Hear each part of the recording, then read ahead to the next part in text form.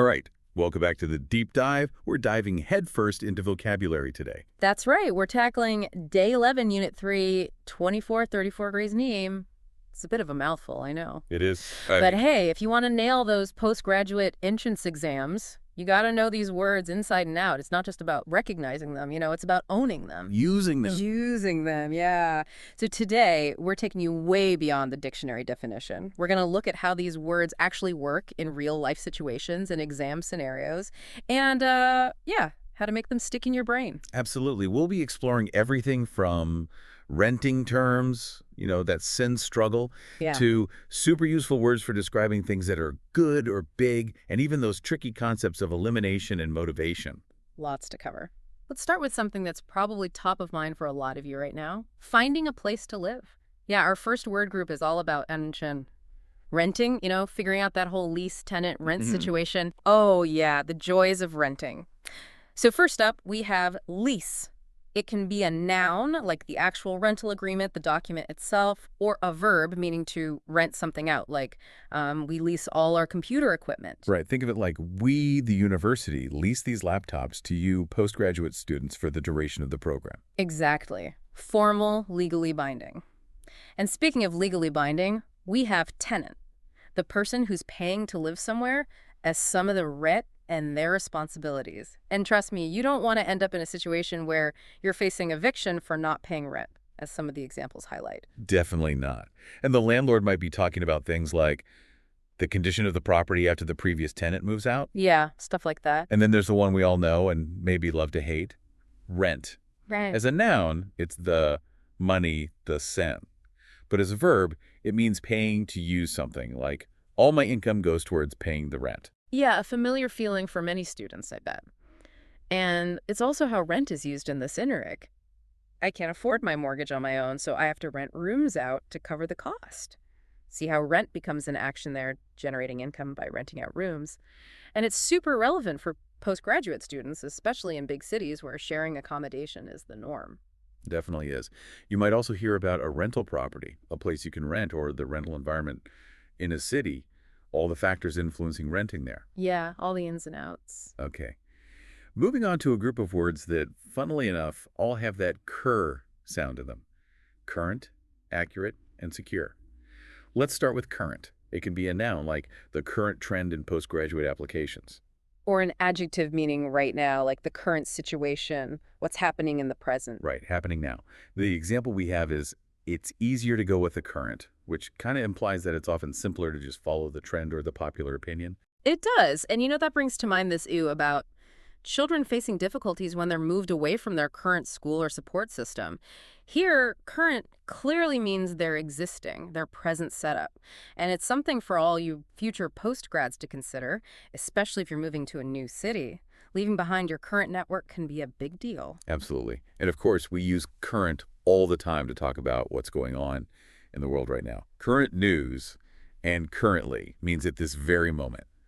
All right, next cur word, accurate, meaning correct, precise, no room for error. You got it. We have examples like, are those reports actually accurate, questioning their reliability, and scientists discovering a more accurate method for dating those ancient artifacts. And academic work, being accurate is super important, right? Yeah. I mean, inaccurate data or sloppy citations, that's a no-go. Definitely. Accuracy is essential. Handing in a paper with inaccurate information, big problem. You could seriously damage your credibility. And that's why we also need accuracy, the noun form, and its opposite, inaccurate. Developing that skill to tell the difference between what's accurate and what's not, it's critical. Okay, last of the cur crew. Secure. It can be an adjective, meaning safe and protected. Yeah. A verb, meaning to obtain or to make something safe. Right. We have the example, that doesn't sound like a very secure way to make a living. So here, secure implies stability, reliability, maybe even a little bit of job security, right? Right. And the cure we have about the American middle class dives into another aspect of secure. It says, the middle-class family, once confident in hard work leading to financial security, is now facing so much economic risk. So in this case, secure is all about financial well-being, that sense of stability. Exactly. And when you think about your postgraduate studies, your goal might be to secure a good job afterward, Or maybe to make sure your research data is secure. And then there's the noun form, security, which pops up everywhere. Online security, airport security, even using property as security for a loan. Lots of different contexts, but all rooted in that idea of being safe, being protected. Okay, buckle up. Now we're diving into a whole bunch of words that relate to good and big, and this is where English gets fun. Lots of shades of meaning. First up, brilliant. It can mean exceptionally clever or talented, like a brilliant strategy or a brilliant scientist. Right. Or it can mean shining brightly, intensely bright, like a brilliant burst of color. The examples we have are the sky was a brilliant blue and he's a brilliant young man, showing both of those meanings. Yeah, it's versatile, right? It can describe intelligence, skill, or even visual intensity. Yeah. And we also have the noun form, brilliance. You could talk about the brilliance of a scientific discovery or the brilliance of a gem. It adds this extra sparkle, you know? It does. It does. It really elevates it. Okay, moving on to terrific, which means extremely good, fantastic. It also conveys a sense of large size or great intensity. We have, I feel absolutely terrific today. That's the positive, energetic feeling, and then that's a terrific amount of work. So that's the large quantity side. And it's got a lot more punch than just good or big, right? Yeah. It's like you're really emphasizing how good or how big something is. It's amplified. Yeah. All right, next is magnificent, which means impressive, grand, often visually stunning, and also worthy of praise and admiration. We have the example. You've all done a magnificent job, which acknowledges a truly great achievement. And the ewe we have about those European royals really captures the grandeur of magnificent. It talks about their magnificent uniforms and their majestic lifestyle. So there's a visual element, a sense of awe. Like when you walk into a magnificent cathedral or you see a magnificent view, it takes your breath away. Okay, so from magnificent, we go to magnify, which is the verb form.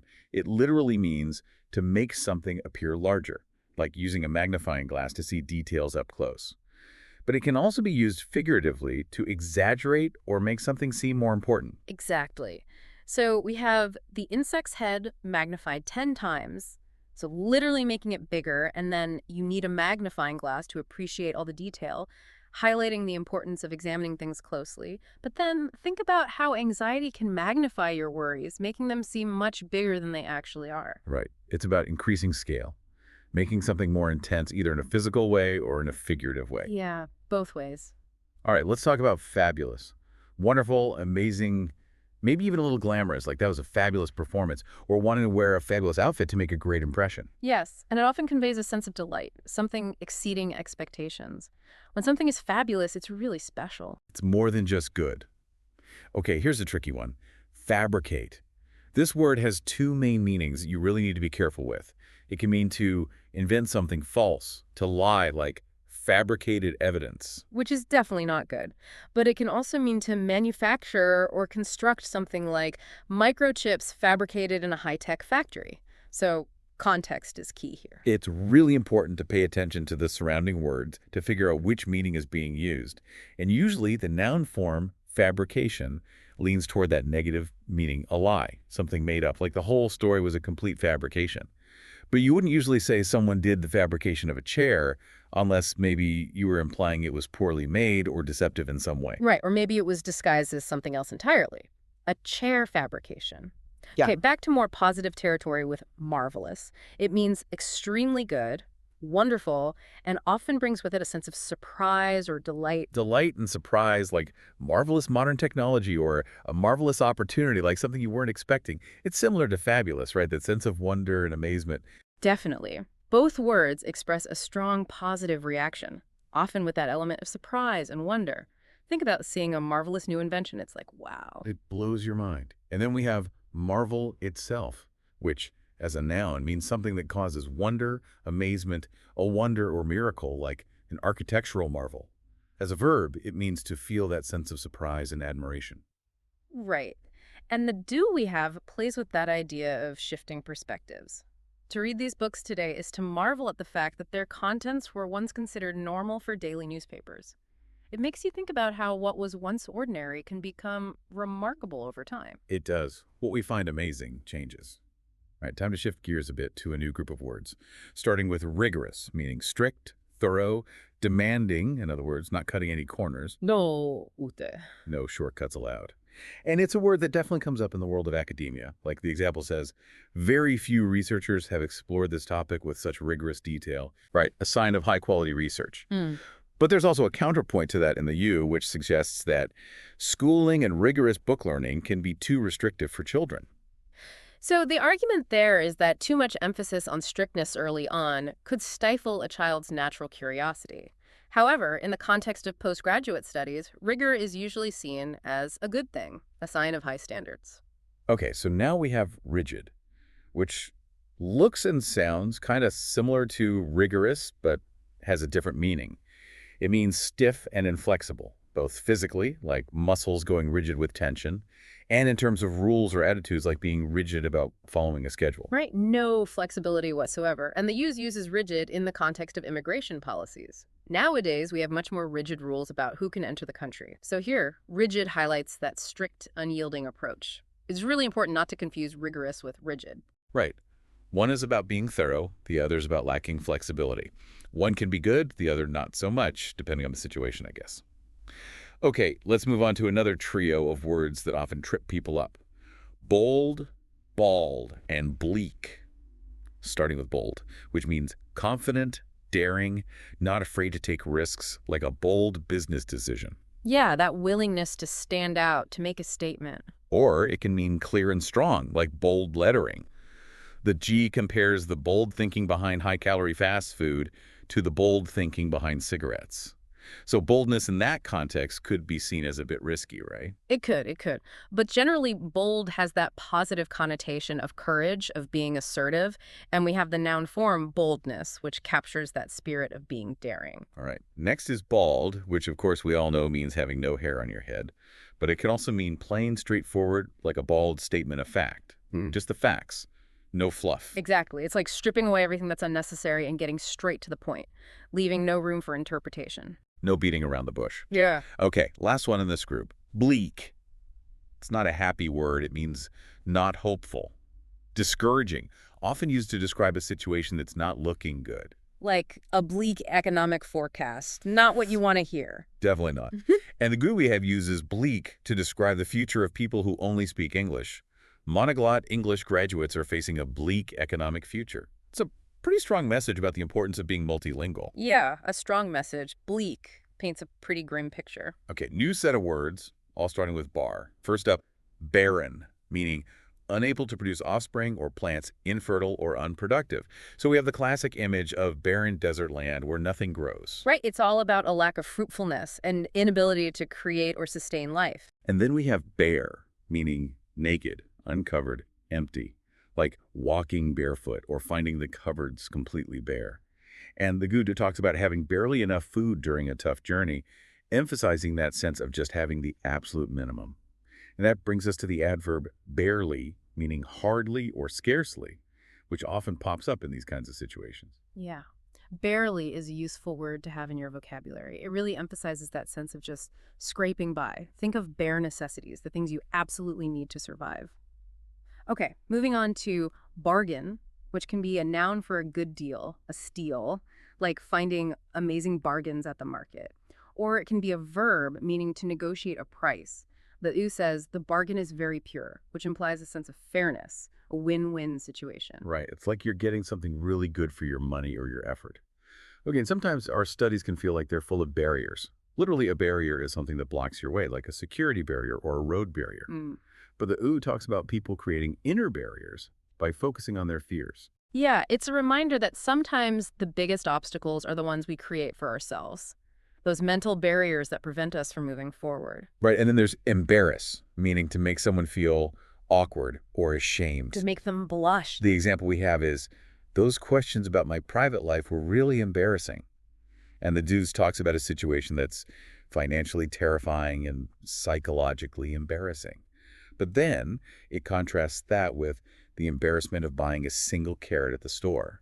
So it highlights the range of embarrassment, from serious to trivial. Yeah, it can be a fleeting feeling of awkwardness or a deep sense of shame. And speaking of embarrassment, let's not forget the adjective form embarrassing and the noun embarrassment. We've all been there, done that, right? We have. Yeah. Okay, two more bar words, embassy and senator. An embassy is the official headquarters for a country's representatives in another country. So we have the example of someone working at the Malaysian embassy. Right, handling international affairs. And a senator is a member of a senate, a governing body. The example is she was elected senator in the last election. So these are pretty important terms for understanding government and international relations. They are. All right, shifting to words related to ordinate. First up is coordinate, meaning to bring different elements or people together to work effectively, like a manager coordinating a team project, or matching your outfit, making sure your shoes coordinate with your bag. Right, creating harmony. And the noun form is coordinator, the person who makes sure everything runs smoothly. You might have a student coordinator who helps organize events, or a research coordinator who keeps track of all the data. Okay, next is subordinate. It can be a noun, a person lower in rank, or an adjective, meaning lower in importance, or a verb to make something less important. Right, like in the example, individual needs were subordinated to the needs of the group. So here, the individual's needs become less important than the group's. Right. And the key we have highlights the importance of treating everyone with respect, regardless of their position. He was not seen as a subordinate, but as a colleague. So it's advocating for a more collaborative, less hierarchical environment. Absolutely, that's a good point. Okay, moving on to words that have to do with elimination, getting rid of things. Yeah. First up, cancel, which means to decide that a planned event won't happen. We've got flights canceled because of bad weather, and you can cancel your subscription at any time. Yep, cancellation is a part of life. Things happen. Definitely does. And then we have delete, which basically means to remove something completely, especially data. Yeah, it's gone. So we have examples like your account being deleted, and this is relevant for all you future postgrads. Make sure to delete anything that's irrelevant to your thesis topic. Right, keeping your work focused and concise. And finally, we have erase, which also means to remove something completely, but it can be physical or abstract, like erasing pencil marks or trying to erase a bad memory. It implies a more thorough removal. Yes, it does. Sometimes even a sense of permanence, like you're trying to wipe it out of existence. All right, we're on the home stretch. Now we have a few words that all start with counsel, but be careful because they have different meanings. Let's start with the verb console, which means to comfort someone who's upset. To offer support, right? Exactly. So we have trying to console a friend after they failed a test, or consoling yourself with the fact that you did your best. Yeah, finding a way to feel better in a tough situation. Okay. Then there's counsel, which can be a noun meaning advice, or a lawyer, or a verb meaning to advise. So we have examples like seeking legal counsel and being counseled by an experienced mentor. Counsel often implies a more formal kind of guidance, right? It does. Next is consult, which means to seek information or advice, like needing to consult a doctor or consulting a dictionary.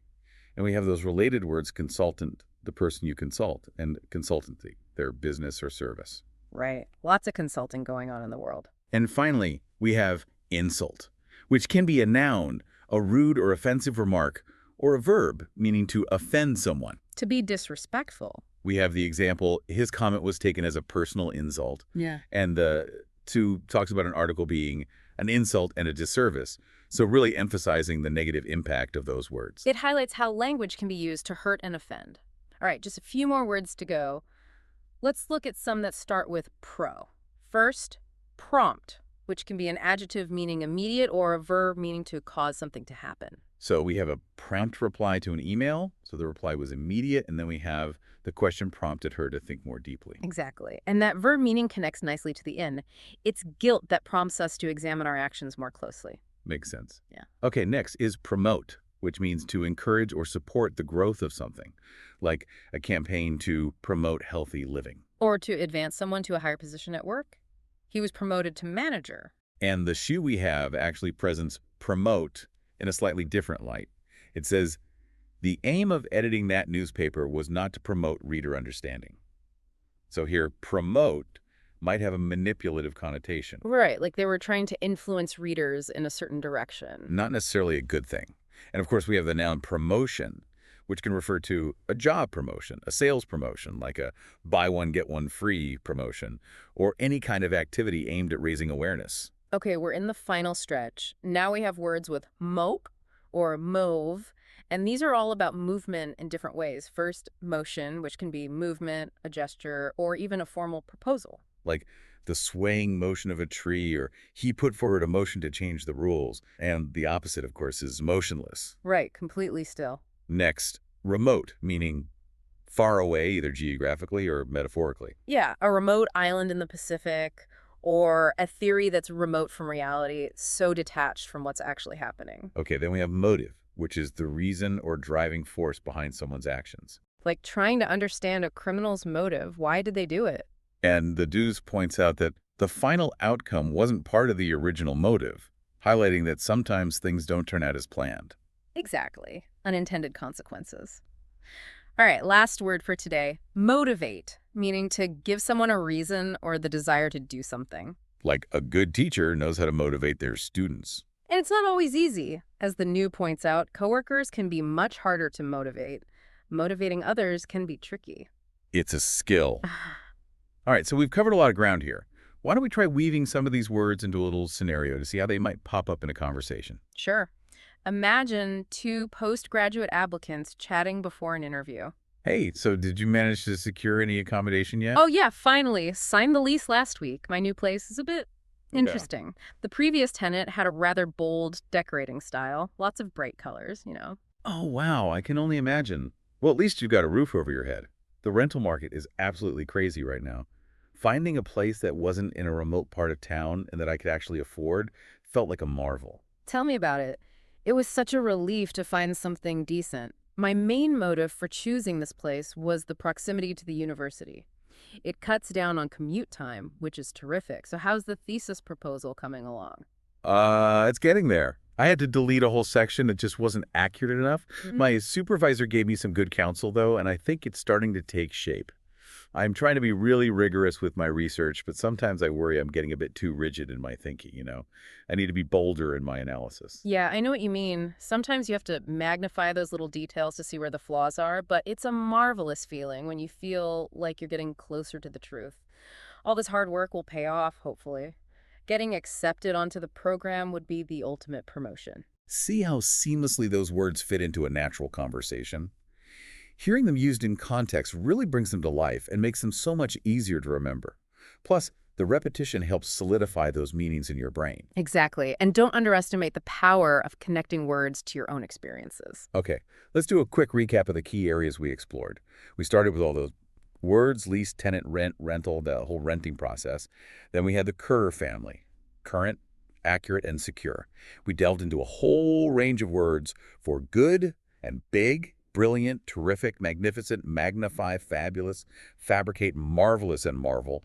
We distinguish between rigorous and rigid, and then we tackle those tricky lookalikes, bold, bald, and bleak. Plus we had barren, bare, bargain, barrier, embarrass, embassy, and senator. Don't forget coordinate and subordinate. Ah, yes, those two. And then we wrap things up with words related to elimination, cancel, delete, erase. We explore the counsel, family counsel, counsel, consult, insult, and then we look at those pro words, prompt, promote, promotion. And lastly, we talked about words with move and move motion, remote, motive, and motivate. Phew. That was a lot. And remember, flashcards and spaced repetition are your friends when it comes to memorizing vocabulary.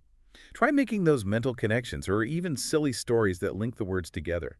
For example, picture a bald senator making a bold move to cross a barren desert only to trip over a bargain-priced barrier and completely embarrass himself. The sillier, the better. And remember to pay attention to those prefixes and suffixes like pro, meaning forward, or for, that can help unlock the meaning of words like promote and prompt. And don't forget to look back at those EU examples we discussed. They're gold when it comes to understanding how these words are used in an exam setting. And pay attention to the nuances.